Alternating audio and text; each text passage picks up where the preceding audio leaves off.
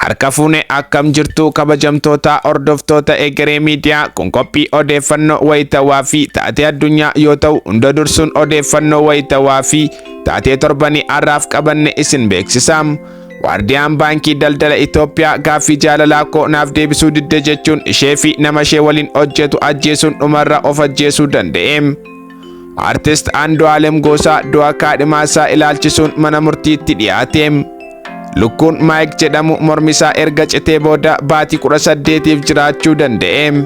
Kunneen oduu har'aaf qabannedha. Amma gara oduu bal'inaatti darbam. Finfinnee kutaa bulchiinsa Lidataa aanaa 6 keessatti damee baankii daldala Itoophiyaatti namni tokko namoota lama ajjeese ofis galaafachuu poolisiin Finfinnee BBC'tti himeem. Taateen kun kan mudate gaaffiin jaalalaa kiyya deebii hin arganne sababa jedhuun akka ta'e poolisiin ibseeraam. Waardiyyaan baankichaa obbo Shifarraa Raggaasaa jedhamu dubartii isa waliin hojjettuuf gaaffii dhiyeessee fi deebii waan argachuu dhabeef dubartii kanaa fi nama biraa waliin hojjetu dubartii kana waliin hariiroo jaalalaa qaba jechuun shakkuun ajjeesuun ofis akka galaafate poolisiin beeksiseeraam. Namni Shifarraa Raggaasaa jedhamu kun dubartii Aannaa Tasfaayee jedhamtu umuriin ishee waggaa 32 taateef gaaffii jaalalaa dhiyeessee fi akkasumas obbo Nugusee Biraanuu nama jedhamu walumaan hojjetan itti dhukaasuun ajjeeseem. Dubbii himaan poolisii Finfinnee Komaander Maarqos Taaddasee BBC'tti akka himanitti waardiyyaan yakka kana raawwate dabareesaa malee hojjetaa bakka bu'uun galee hojjettoota eegumsaa halkaniirraa meeshaa waraanaa fudhachuun ture kan ajjechaa kana raawwate jedhan. Namni kun ajjechaa kana kan raawwate warra inni ajjeese hanga inni galanitti eeguun jalqaba obbo Nugusee Biraanuu jedhamu rasaasa lamaan rukutee ajjeesus utuu harka kennadhu jedhamee gaafatamu darbii tokkoffaa yaabbachuun Aannaa Tasfaayee kan jedhamtu kan gaaffii jaalalaa dhiyeessee fi ture ajjeesu Komaander Maarqos ibsee jiraam. Artist Andu'Aalem gosa du'a kaadhimaa isaa Qananii Addunyaan shakkamee erga to'atame guyyaa 2 booda mana murtiitti dhiyaateem. Abukaatoon isaa obbo Liban Abdii BBC'tti akka himanitti poolisiitu Andu'Aalem mana murtii federaalaa dhaddacha Araadaatti dhiyeesse jedhum. Erga kaadhimaan Andu'Aalem Qananiin sababa ammaaf hin beekamne gamoorraa kufuun duuteen booda poolisiin isa to'ateeraam. Haa ta'u malee himannaa Andu'Aalem irratti ka'e abukaatoon isaa ni waakkateem. Moodela akkasumas beeksisa garaagaraa dalaguun kan beekamtu Qananii Addunyaa umurii 25tti du'uu seenaa dhaloota ishee irratti ibsameeraam. Awwaalchisees guyyaa roobii magaalaa Finfinnee Bataskaanaa Kaateedriyaalii Qulqulluu Sillaaseetti raawwatameeraam. Dhaddacha irratti poolisiin Qananiin akka lakkoobsa Itoophiyaatti eebila bultii 2017 barii sa'aatii 10tti mana jireenyaa ishee gamoo 5ffaarraa kufuu dubbateem. Isa waliin waan jiraattuuf isa shakkinee to'annoo seeraa jala oolchinee jirra jedhuum. Kanaaf shakkii kanaan kaane qorannoo akka gaggeessinuuf guyyoota 14 qorannoof nuuf kennamu jedhanii gaafatan jedhan abukaatoon isaa obbo Liban. Poolisiin dhaddacha irratti hanga amma ashaaraa kaasuu qorannoo reeffaa hospitaalatti erguu akkasumas ragaa namaallee sassaabaa akka jiru dubbachuu himan. Gama birootiin akka lakkoobsa warra Awurooppaatti caamsaa 10 bara 1945 horsiise bulaan Lloyd Olsen jedhamu raajii addaa fi kanaan dura hin baratamneen addunyaa kanaaf gumaacheeraam. Lloyd hojii biizinasii lukkuu qalee gabaaf dhiyeessuu irratti bobba'uun jireenya mataa isaatii kan gaggeeffatu yoo ta'u guyyaa tokko garuu lukkuu inni morma isaa kutee qe'ee Lloyd keessa olii gadi fiigu argeem.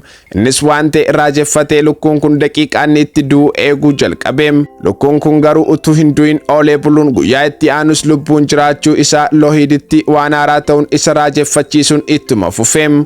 Guyyaawwan itti aananis lukkuun kun utuu hin du'in itti fufuun jiraachuu eegaleem. Qorannoo godhameen booda iccitiin isaa gaafa hubatamu kun kan ta'uu danda'e Lloyd yeroo morma isaa kutee turetti kutaa mataa isaatti muraasa miidhus kutaa sammuu isaa kan sirna soorataa fi sirna argansuu to'atu utuu hin miidhin afuu isaatiim. Lloyd maqaa lukkuu kanaa Maayik jedhee moggaasuun lukkuuwwan kaanirraa qofaatti adda baasee kunuunsuu eegaleem.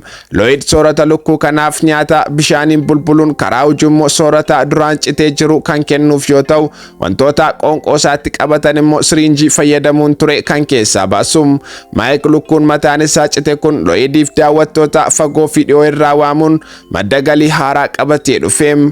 Looyidiif haati manaan isaa bakkeewwan baazaarii fi argisiisni jiru baay'eetti Maayik lukkuun morma isaa cite dhiyeessuun galii guddaa argataniiru. Maayik haala kanaan jiraachaa ji'oota 18tiif turuu danda'us turtii ji'oota 18 booda halkan tokko Maayik haftee nyaataa qoonqoo isaatti qabatee tureen Looyid keessaa baasu irraanfachuu isaatiin lubbuun isaa darbe. Maayik seenaa kanaanis galmee addunyaalessaa Giinnes buukii irratti galmeeffamuu danda'ee jira. Waa'ee hordoftoota amantaa hanga du'aatti sooman kana maal beektum? Maanguddoon gannaa 88 kan taate Saayir Deev Muud kaansarii gadameessaatiin qabamuu ishee erga adda baafame torban 3 booda yaalii wallaansaa akka hin barbaanne murteessite. Isa boodas hanga duututti soomuu filatte. Gaafa 13 adoolessa 2024 bu'aa qorannoo fayyaa ishee akkuma barameen shorbaa wayii dhugdee kadhannaa taasifattee soomuu akka eegaltu beeksifatte jedha ilmi ishee Piraanaay Muud haala ture yoo yaadatu. Saantaaraa yookaan soomni hanga du'aa gocha hordoftoonni amantii jeen tokko tokkoon raawwatamu yoo ta'u kunis nyaataa fi bishaan of laguun ta'anii du'a eeggachuudha jechuudha. Gabaasaaleen Indiyaa akka ibsanitti hordoftoonni amantaa jeen 200 hanga 500 ta'an waggaan haala kanaan du'uu filatu jedha. Haa ta'u malee kun qofti bu'uura ulaagaa amantichaa miti. Namoonni tokko tokko gochaan kun of ajjeesuudha jedhanii yoo morman iyyanni Saantaaraa akka dhorkamu gaafatu mana murtii olaanaa Indiyaa duratti dhiyaateera. Jeenizimiin barsiisaa dhaloota Kiristoosiin dura jaarraa 6ffaa keessa jiraate Maaviiraa akka hundeesse amantii ammayyaatti ilaalamudha. Amantiin Jeenizimii yoo xiqqaate waggaa 2500 dura kan ture akka ta'etu ibsama. Akka amantichaatti waaqni hin jiru garuu lubbuu fi hafuura qulqulluu waan hundumaa beektutti ni amanudha. Hordoftoonni Jeenizimii hundi jechuun haala danda'amuun foon hin sooratanii waan mijataa fi qananii biyya lafaa dhiisuun qulqullummaadha jedhanii yaadu.